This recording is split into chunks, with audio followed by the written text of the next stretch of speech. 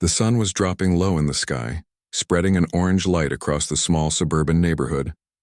The air felt calm, the kind of calm that comes at the end of a long school day when the world finally slows down. A 16-year-old boy named Jordan was driving home from basketball practice, tired but proud. His gym bag sat on the passenger seat, the smell of sweat and rubber still clinging to his clothes. He had just gotten his driver's license a few months earlier, and every time he slid behind the wheel, he felt a small spark of independence. His mother trusted him, she always did. She worked long hours, and Jordan was careful not to give her any reason to worry. He followed every rule she ever taught him. Drive the speed limit, keep both hands on the wheel, and never play loud music while driving. He turned onto Maplewood Street, a quiet road lined with trees that bent toward each other like old friends. His house was only a few blocks away.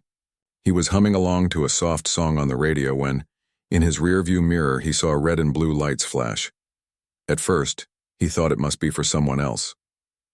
He looked around, but the street was empty. The light stayed behind him. His stomach tightened. He felt that strange rush of nerves that always came when police lights appeared, even though he hadn't done anything wrong. He slowed down, pulled to the side of the road, and parked. His hand stayed on the wheel, just like his mother had taught him. The flashing lights reflected off his windshield, bouncing across his face. He took a deep breath. "Okay," he whispered to himself. "Just stay calm. Be polite." Two police officers stepped out of their car. One was tall, maybe in his 40s, with short hair and a serious face. The other looked younger, maybe in his late 20s, and seemed more nervous than the boy in the car. They walked toward him slowly, one on each side, their flashlights already on even though the sun hadn't fully set. The older officer tapped on Jordan's window. "License and registration?" Jordan nodded quickly. "Yes, sir." His voice cracked a little. He reached slowly toward the glove compartment. He remembered his mother's words the way she said them after dinner one night. "If you ever get stopped, don't move fast. Tell them what you're doing before you do it," he said softly. "I'm just reaching for my registration." The officer didn't reply, but he watched Jordan's every move. Jordan's hands shook slightly as he handed over the papers. "Do you know why we pulled you over?" the younger officer asked, leaning in a little closer to the window.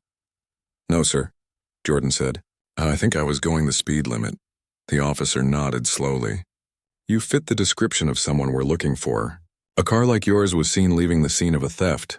Jordan blinked. "A theft? I just came from basketball practice. I live down the street." The officers looked at each other, then back at him. The older one motioned for him to step out of the car. "Sir, can I ask why?" Jordan asked, trying to keep his voice steady. "Step out of the vehicle," the older officer repeated, his tone sharper. Jordan's chest tightened. He looked at his hands on the steering wheel, afraid to move. His heart was pounding now. He could feel sweat on his neck. He thought about his mother, how she always told him that even when you're innocent, you still have to be careful. He slowly unbuckled his seatbelt. "Okay," he said, his voice barely above a whisper. He opened the door and stepped out, keeping his hands raised just a little so they could see them. The younger officer stepped closer. "Turn around and place your hands on the hood." Jordan froze. His mind went blank. "Sir, I didn't do anything," he said softly. "Do it," the older one said again, more forcefully. He did as they said. The metal of the car was still warm under his palms. He felt exposed, like everyone in the world could see him. His heart was racing so hard he could feel it in his ears. A woman walking her dog stopped on the sidewalk. She looked uncertain, clutching the leash tightly. Jordan could feel her eyes on him. He wanted to explain, to tell her that he wasn't who they thought he was, but his throat felt tight. The younger officer started patting him down. "Do you have any weapons on you?" "No, sir." "Any drugs, anything illegal?" "No, sir." The officer didn't respond. He kept searching, moving from his shoulders down to his shoes. When he didn't find anything, he stepped back. The older officer circled the car, shining his flashlight through the windows. "You said you were coming from basketball practice?" "Yes, sir," Jordan said. "At the community center." "You can call Coach Miller if you want, he knows me." The officer didn't answer. He kept circling, his face unreadable. Jordan stood there, trying not to cry. He felt his cheeks burning with embarrassment. He could see the woman with the dog whispering something to a man who had come out of his house. Two other neighbors peeked from behind curtains. The flashing lights made everything look unreal. like a bad dream he couldn't wake up from. Minutes passed, though they felt much longer. The officers spoke quietly near their car. Jordan couldn't hear what they were saying. He wanted to reach for his phone to call his mom, but he knew better. He just kept standing there, his hand still resting on the hood, his breath shaky. Then one of the officers walked back toward him. "We're running your plate," he said. "If everything checks out, you'll be free to go." Jordan nodded, but inside he didn't feel calm. He felt small, like he didn't belong in his own neighborhood anymore.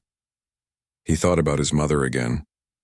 She worked for the FBI, something he'd always been proud of. But right now that didn't seem to matter. He wondered what she would say if she could see him standing there. He wondered if she'd be angry, scared, or both. The sky grew darker and the flashing lights felt brighter against it. The older officer walked toward him again. "You said you live around here?" "Yes, sir. Just 3 blocks down." "Uh-huh," the man said, as if he didn't quite believe it. Jordan wanted to say more, to defend himself, to ask what exactly made them stop him, but he didn't. He remembered what his mother had told him once when she came home from work looking tired. Sometimes silence is the safest thing you can say. The sound of the police radio broke through the silence, a crackle of voices and numbers. The younger officer walked back to their cruiser, answering the call. Jordan couldn't make out the words, but he could tell from their faces that they still weren't sure about him. He wished they could see what kind of person he was. The kid who always helped his teachers carry boxes. The friend who stayed late after practice to sweep the gym floor, but none of that mattered right now. All they saw was someone who fit a description. He shifted slightly, trying to ease the cramp forming in his leg. The older officer snapped, "Stay still." "Yes, sir." The seconds dragged by. The woman with the dog had walked away, but now 2 kids stood at the corner, whispering and pointing. Jordan felt a lump in his throat. He wanted this to be over. Then he heard it, the low rumble of another car approaching. A black SUV turned the corner and slowed as it reached the flashing lights. For a moment, Jordan didn't recognize it, but when the driver's door opened, his stomach dropped. It was his mother. She stepped out quickly, her face calm but focused. She wore her work clothes, dark slacks, a white blouse, and the jacket that held her badge. Even from a distance, her presence felt strong. The officers glanced up, confused. Jordan didn't know what to say. He hadn't called her. Somehow she must have driven by or seen the lights near their street. The older officer frowned and walked toward her, his hand resting on his belt. "Ma'am, please stay back." But then she held up her badge. That moment hung in the air like a sudden silence after thunder. Jordan's heart was still racing, but for the first time since the stop began, he felt a flicker of relief. The look on the officers' faces changed instantly. Confusion, surprise, a quick flicker of embarrassment. His mother's eyes met his for just a second. No words were needed. He could see everything in her expression. Fear, anger, and fierce protection all at once. And in that still second, the night seemed to pause. The flashing lights kept spinning. The neighbors kept watching. But something in the air had shifted. The officers didn't know it yet. But everything about this stop was about to change. The street was quiet except for the soft hum of the police radio and the low rumble of the black SUV's engine. Jordan stood still beside his car, the orange glow of sunset fading behind him. His mother, Agent Renee Mitchell, closed the SUV door gently and walked toward the flashing lights. Her steps were calm and measured, but there was a power in the way she moved, like someone who knew exactly who she was and what she stood for. The older officer looked uneasy as she approached. He opened his mouth as if to speak, but she spoke first. Her voice was steady. "Officers," she said, holding up her badge. "Special Agent Mitchell, FBI, this is my son. What seems to be the problem?" For a second, neither man spoke. The younger officer's eyes widened, and his hand dropped from his belt. The older one blinked, clearly caught off guard. Ma'am, we didn't realize," he stammered. "We pulled him over because his car matched a description." Renee didn't raise her voice. She didn't need to. And in that description, did it say anything about a 16-year-old wearing a basketball uniform and driving home from practice? The officers exchanged glances. The younger one looked uncomfortable. The older one tried to keep his tone even. "We were just doing our job, ma'am." Renee's eyes stayed on him. "And I'm doing mine. So tell me exactly what made you think my son was a suspect." Jordan watched quietly, His heart was still pounding, but now it beat with a mix of fear and relief. His mother stood only a few feet away, but her presence felt like a wall between him and the two men. The older officer cleared his throat. There was a report of a dark-colored sedan involved in a theft nearby. We thought, Renee interrupted softly. A dark-colored sedan? You do realize that describes half the cars on this street, right? Neither man replied. The air felt heavy. Renee looked at her son, then back at them.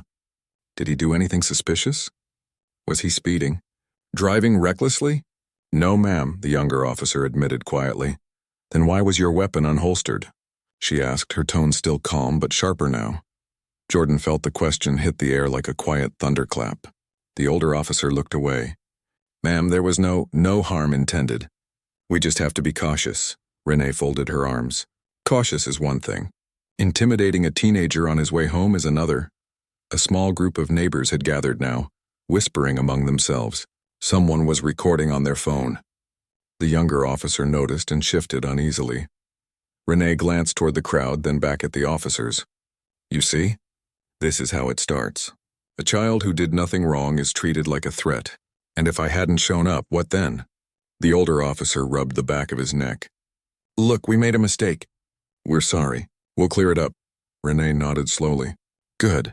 Let's start by running his license again, this time properly. Then you can hand back his registration and let him go. Jordan stood there, barely moving. His chest was still tight, but he could breathe again.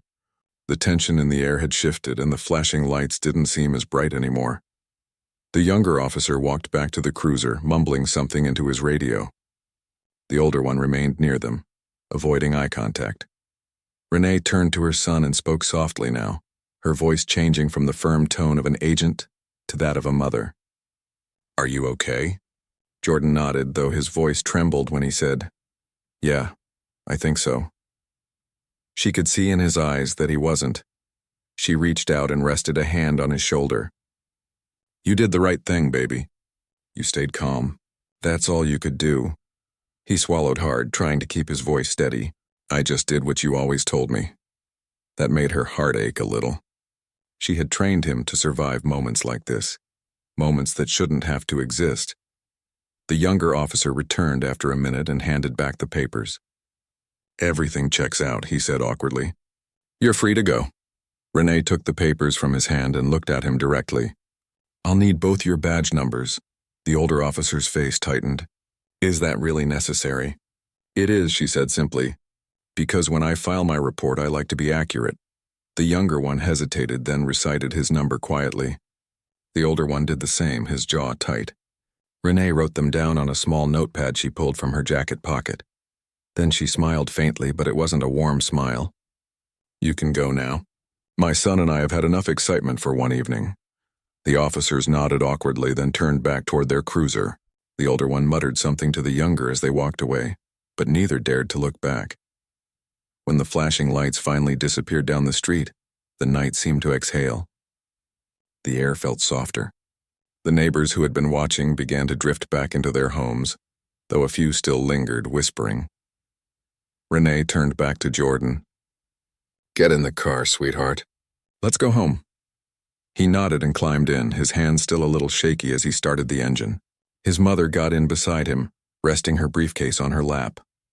They drove in silence for a few minutes. The sound of the tires on the pavement filled the car, steady and slow. Finally, Jordan spoke. Mom, were they scared of me? Renee looked out the window before answering. They weren't scared of you, Jordan. They were scared of what they thought you might be. He frowned, but they didn't even know me. That's the problem, she said softly. Sometimes people decide who you are before you ever say a word. The words hung in the air between them. Jordan stared at the road ahead, the streetlights passing in slow rhythm. I thought, if I just followed the rules, nothing bad could happen, he said quietly. Renee's heart broke a little at that. That's what every parent wants to believe, she said. But sometimes even when you do everything right, people still see what they want to see. He didn't answer. His hands gripped the steering wheel tighter. When they pulled into their driveway, the porch light was already on. Renee had left it that way out of habit, a small signal of safety. Jordan parked the car and turned off the engine. Neither of them moved for a moment. The quiet of home felt strange after everything that had happened. Renee finally spoke. "Come on, let's get inside." Inside, the familiar smell of dinner leftovers and laundry filled the air. Jordan dropped his gym bag by the door and sank onto the couch. He looked drained, his shoulders heavy. Renee went to the kitchen and poured 2 glasses of water. She handed one to him and sat across from him. He stared at the glass, then looked up. "Mom, if you hadn't shown up—" He didn't finish the sentence. She reached out and took his hand. "Don't think about that. You're safe now. That's what matters." But inside she was thinking the same thing. What if she had been 5 minutes later? What if she hadn't seen the flashing lights from down the street? Renee had faced dangerous situations in her career, armed suspects, tense investigations, but nothing frightened her like what she had seen tonight. Seeing her own child standing in front of 2 officers with his hands on the hood of a car had cut deeper than anything she'd faced at work. She squeezed his hand gently. "You handled yourself with courage," she said.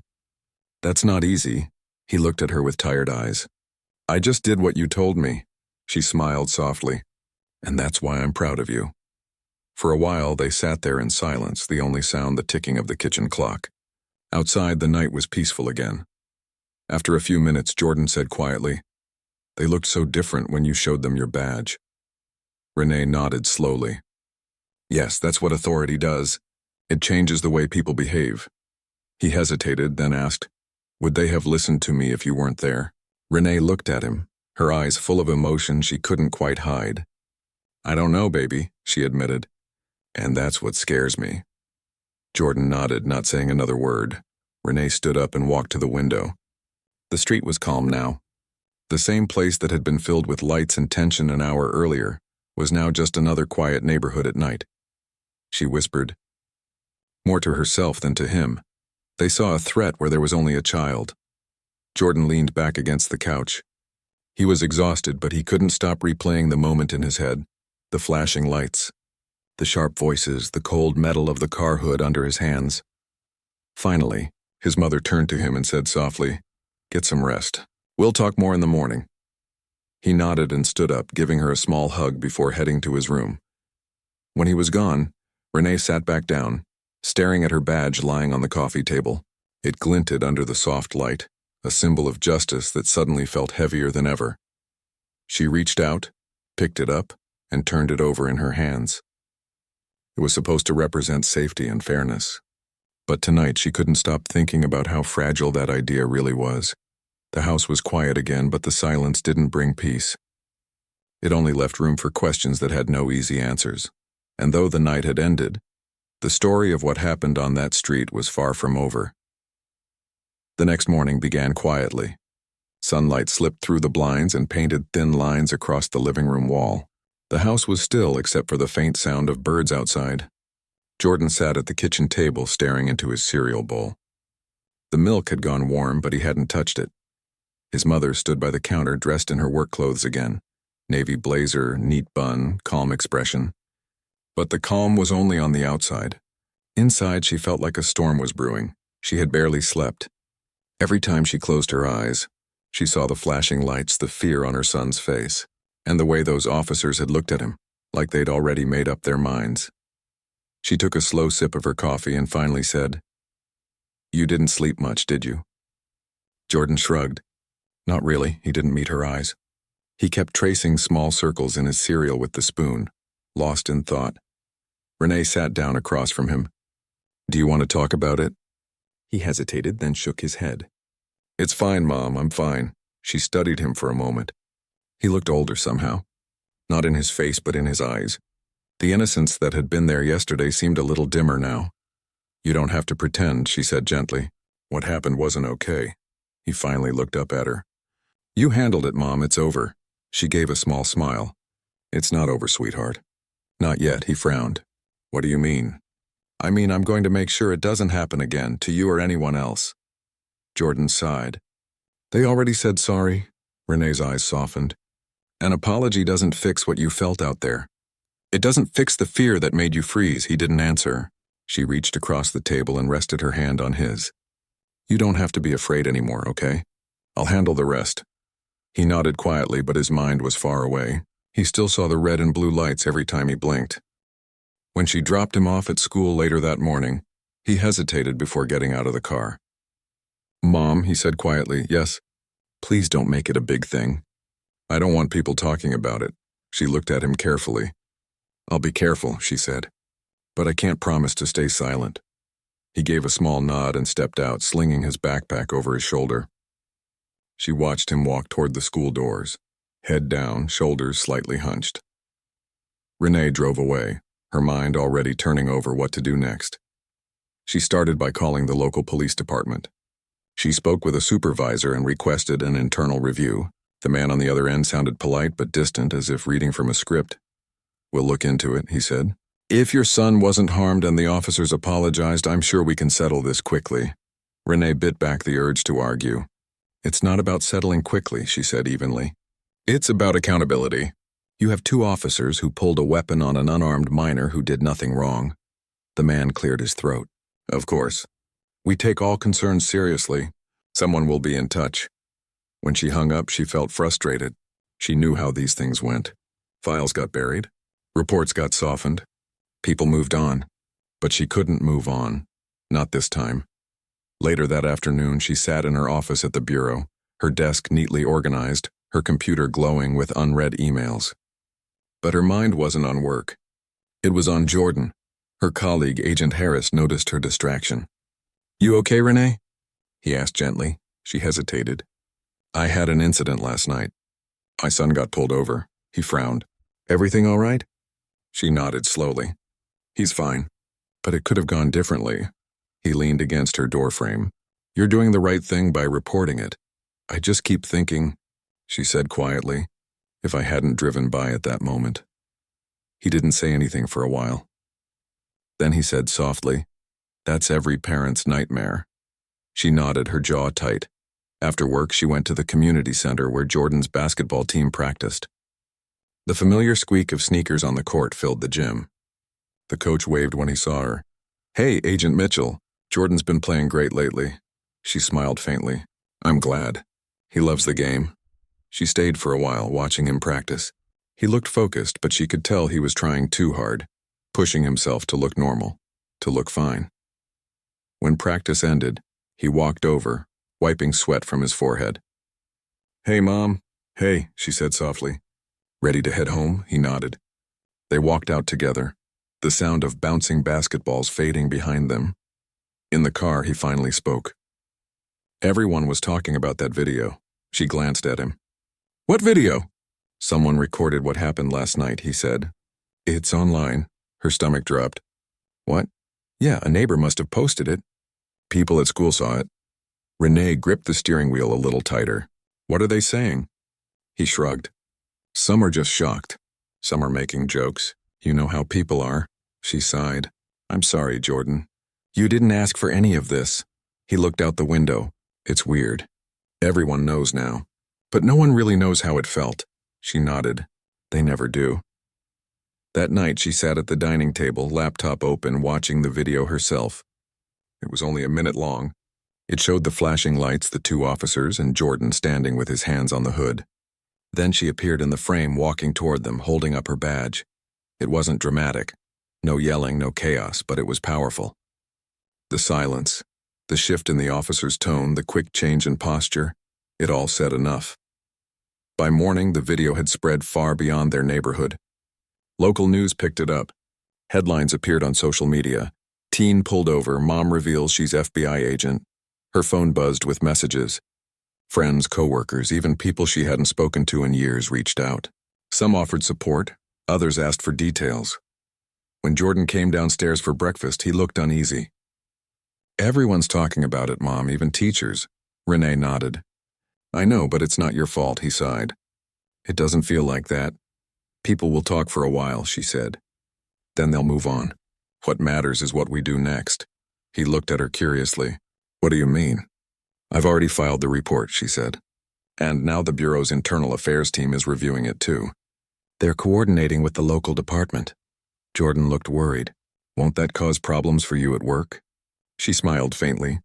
"Doing the right thing shouldn't cause problems." "But if it does, I'll deal with it," he didn't answer. He just nodded and went to grab his backpack. That evening, a news van parked near their street. A reporter stood on the sidewalk talking about the video. Neighbors peeked out from their porches. Renee stayed inside. She didn't want attention. She only wanted justice. Later that night, she sat on the couch beside Jordan, watching a movie neither of them were really paying attention to. Halfway through, he muted the TV. "Mom," he said softly, "you were really brave yesterday."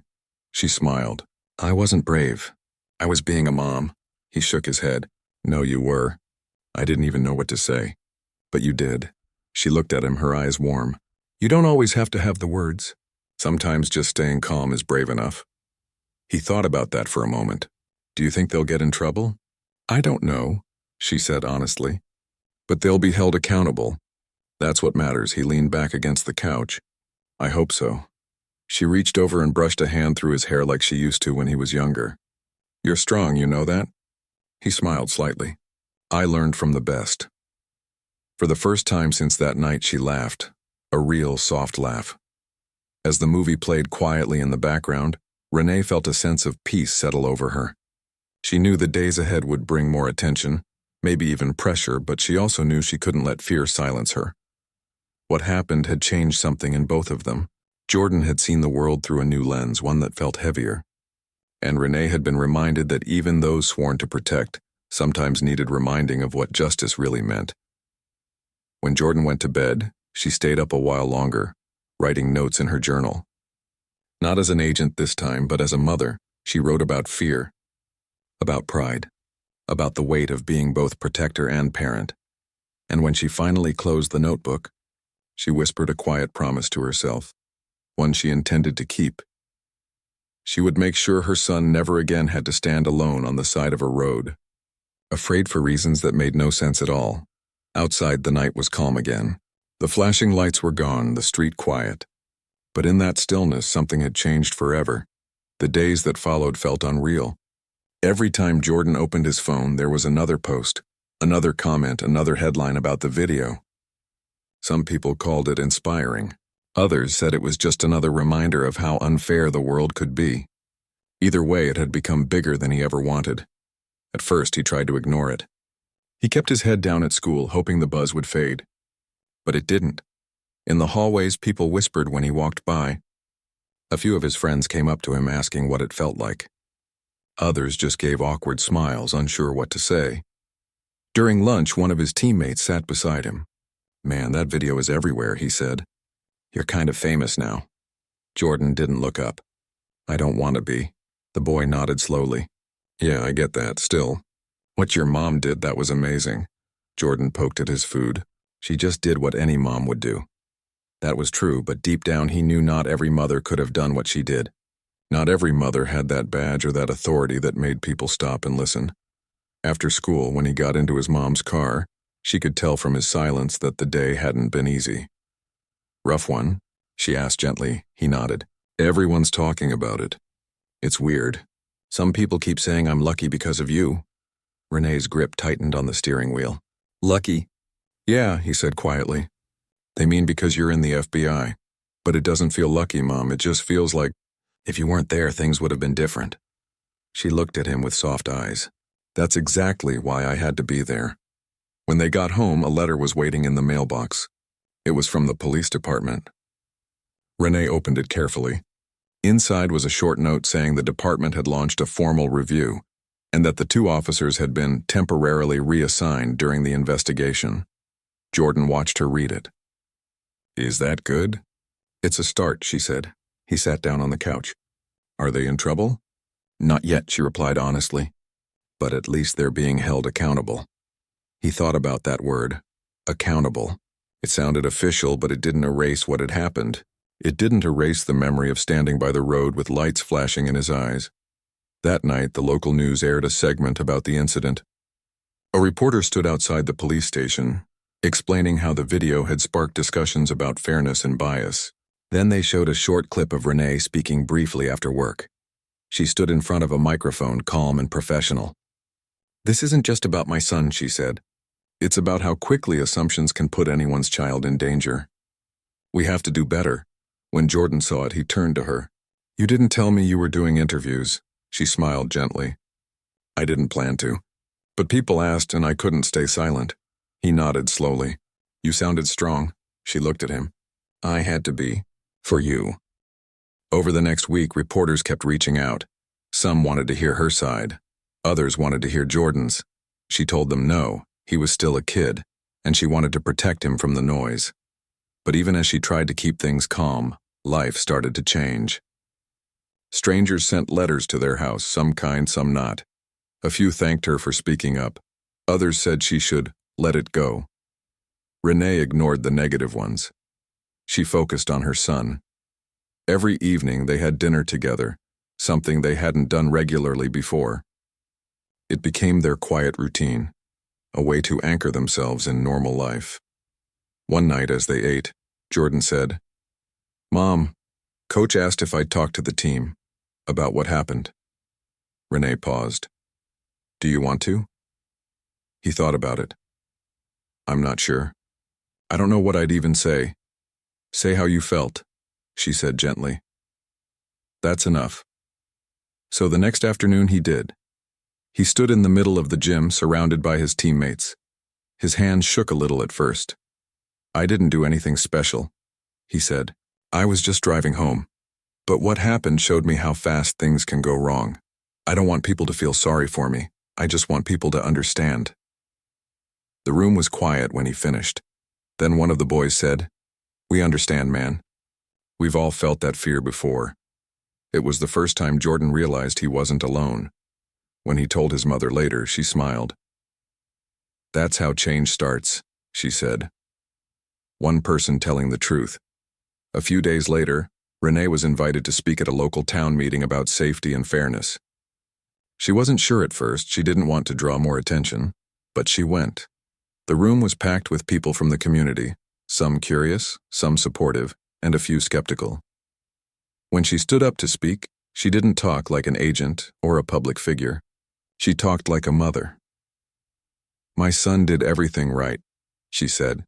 "He followed the rules, but the rules didn't protect him. I'm not here to blame anyone. I'm here to remind everyone that fear can be dangerous when it replaces understanding." Her voice trembled slightly toward the end, but that only made it more real. When she finished, people clapped. Some even stood. Jordan watched from the back of the room. For the first time, he saw his mother not just as the person who made dinner or drove him to practice, but as someone who could change things. On the way home, he said, "You were amazing tonight." She smiled. "So were you. Just being there means everything."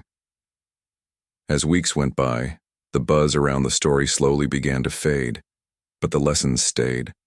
Jordan still thought about that night sometimes, especially when he saw police cars on the road.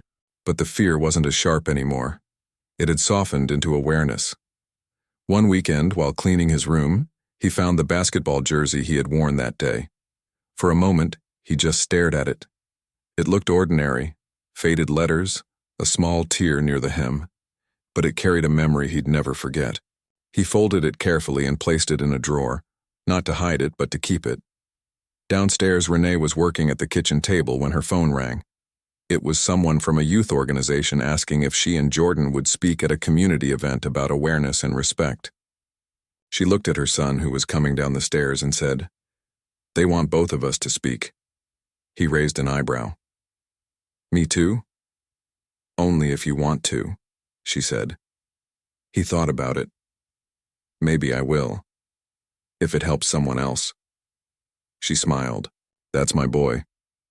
At the event, the auditorium was full. Parents, teachers, and students listened as Renee spoke first, explaining what had happened and how easily fear could cloud judgment. Then she turned to her son. He took the microphone, looked at the crowd, and said, "That night scared me, but it also taught me something. You can't control what people think about you. You can only control how you react. My mom taught me that." The room was silent, every eye on him. He took a deep breath. "I'm not angry anymore. I just want people to be fair, to listen before they decide who someone is." When he finished, the crowd applauded. Some people even wiped away tears. Afterward, a mother came up to them with her young son. "Thank you," she said softly. "My boy needed to hear that." Renee smiled warmly. "So did mine." That night, as they drove home, the city lights glowed in the distance. Jordan looked out the window, thoughtful. "Mom, do you think people really change?" She glanced at him. "Sometimes it takes time. But yes, I do." He nodded. "Then maybe what happened wasn't all bad." She looked at him proudly. Maybe it wasn't. When they got home, they sat on the porch for a while, listening to the crickets and the hum of cars far away. It was peaceful again. Jordan leaned back in his chair. "You know what's funny? I don't even remember what song I was listening to that day." Renee smiled softly. "That's okay. You'll remember what came after." He nodded, looking up at the stars. "Yeah, I will." For the first time since that night, the weight on his chest felt lighter. The fear had turned into something else. Strength, maybe, or understanding. And as the night breeze moved gently through the trees, both of them knew they were stronger than before. The morning sun came through the kitchen window, filling the room with a quiet warmth. The days felt calmer now. The noise, the headlines, the attention. It had all started to fade. Life was slowly going back to normal, though nothing would ever feel quite the same. Jordan sat at the kitchen table, finishing his breakfast while his mother packed her work bag. She looked more at ease than she had in weeks, but there was still a seriousness in her eyes. "Big day today," she said with a small smile. He looked up. "Why?" "The police review board is giving their report," she said. "They're going to release their findings this afternoon." He nodded slowly. "Do you think it'll change anything?"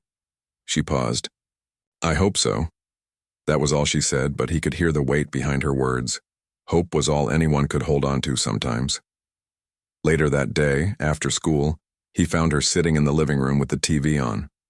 A local reporter was standing, outside the police department again, talking about the case.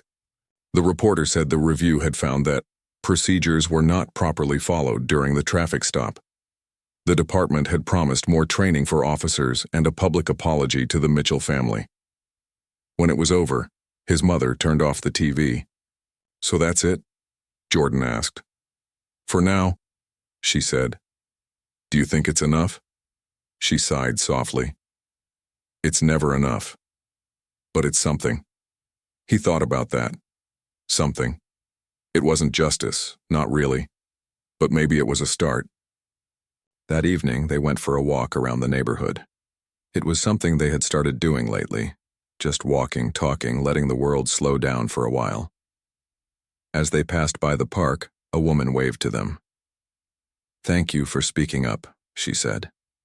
"It meant a lot to my family." Renee smiled. "I appreciate that." Jordan smiled too, but inside he felt a strange mix of pride and discomfort. He hadn't wanted to be part of something big, but somehow he was. People recognized him now, not for basketball or school, but for that moment that had almost gone wrong. When they got home, he sat on the porch and looked out at the street. It was the same place where he had first learned to ride a bike, the same stretch of road where his mother taught him how to drive. Now it was also the road that had changed everything. He took a deep breath. The air smelled like grass and rain. For the first time in a long time, he didn't feel afraid when he saw a police car drive by. The next day, his mother got an email from a national news station asking her to be part of a panel discussion on safety and community trust. She read it, then looked at her son. "What do you think?" she asked. He shrugged. "I think people listen when you talk." She smiled. "That's because I have you to remind me what matters." A week later, she appeared on the panel.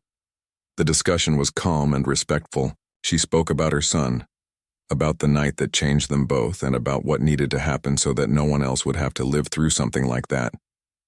After the show, her phone buzzed with messages. Some were from coworkers, others from parents she'd never met before, thanking her for sharing her story. When she got home, Jordan was waiting up. "How was it?" he asked. She smiled. "Good. Hard, but good." He nodded. "You think it helped?" "I think it started a conversation," she said. "And sometimes that's how real change begins.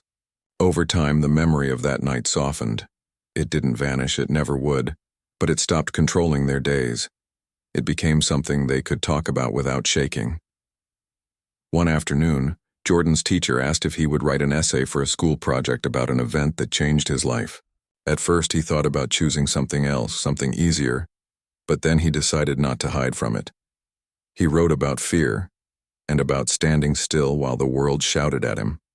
He wrote about seeing his mother step out of that car and how in that moment everything he thought about safety and power shifted. He ended the essay with a line that his teacher later read aloud to the class. Sometimes courage doesn't look like fighting back. Sometimes it looks like standing still until the right person speaks up. His classmates clapped when he finished reading. He didn't expect that. For the first time, he felt proud, not just for surviving that moment, but for sharing it. That evening, when he showed the essay to his mother, she read it twice. By the end, her eyes were wet. "You're growing into a brave young man," she said softly. He looked down, embarrassed but smiling. "I learned from the best." Months passed. The world moved on to other stories, but every now and then, a new person would find the video online and share it again. Sometimes it brought back old feelings, but Jordan didn't mind anymore. He had learned how to live with it, how to grow from it. He started volunteering with a community program that helped teens learn how to interact safely during traffic stops. It wasn't fair that they had to think about things like that, but he wanted to help anyway. During one of the sessions, a younger boy raised his hand and asked, "Were you scared that night?" Jordan thought for a moment before answering. "Yeah," he said quietly. "I was scared. But being scared doesn't make you weak. It just means you understand what's at stake." The boy nodded. That small moment stayed with him. Later, when he told his mother about it, she said, "You're helping people in your own way now. That's what matters." They both smiled, proud but humble. Then came a day when the local police department held a community event, a chance for officers and families to meet, talk, and rebuild trust. Renee was invited to attend. At first, Jordan wasn't sure he wanted to go, but his mother said gently, "If we want things to change, we have to show up." So they did. The event was held at a local park. There were food stands, music, and small groups of people talking. It felt awkward at first, but then something unexpected happened. One of the officers who had been involved in the incident walked up to them. He looked nervous, holding his cap in his hands. "Ma'am, sir, I wanted to say I'm sorry." Renee didn't say anything for a moment. She studied his face. He looked younger than she remembered. Jordan just nodded. "Thank you," he said quietly. The officer nodded back, clearly moved. "I've been doing a lot of thinking. I'm trying to do better." Renee finally spoke. "That's all we can ask," she said. "That you try." After he walked away, Jordan exhaled slowly. "That was weird," he admitted. "Yeah," his mother said softly. "But it's a start." They stayed at the event for another hour, talking with people, answering questions, and just being part of the community again. When they finally left, the evening sky was turning gold. Driving home, Jordan said, "I think that was the first time I didn't feel angry about it." Renee smiled. "That's growth." He looked out the window, thoughtful. "Do you ever think about how different things could have been?" "Every day," she said. "But I also think about how far we've come." He nodded slowly. "Me too." When they got home, Jordan went up to his room and looked at the old basketball sitting in the corner. He picked it up, spinning it in his hands, and smiled. Life wasn't perfect, but it was moving forward. That weekend, they went to his basketball game. The crowd cheered when he scored, but what made his mother smile wasn't the points, it was the way he played. Calm and confident, like someone who had found his footing again. After the game, as they walked to the car, she said, "You did great out there." He laughed. "You're just saying that because I'm your son." "I'm saying it because it's true," she said, bumping his shoulder gently. He looked at her, his smile fading into something softer. "Thanks for being there that night." She stopped, placing a hand on his shoulder. "Always," she said. "That's what mothers do." He nodded, and they kept walking. The parking lot lights glowed around them, and for the first time in a long time, the world felt simple again. That night before bed, Jordan looked out his window. The street was quiet, the same one where everything had happened months before. But now it looked different. It didn't hold fear anymore, it held memory, and maybe even a little bit of peace. He whispered softly to himself, "We're okay now." Downstairs, his mother sat with a cup of tea, staring at the family photo on the wall. She smiled faintly, whispering the same words he had just said upstairs. And in that small, silent moment, the past and present finally found balance. The pain hadn't disappeared, but it had turned into purpose. The world outside kept moving, but inside that little house there was calm, the kind that comes when you've faced something hard and found your way through it together.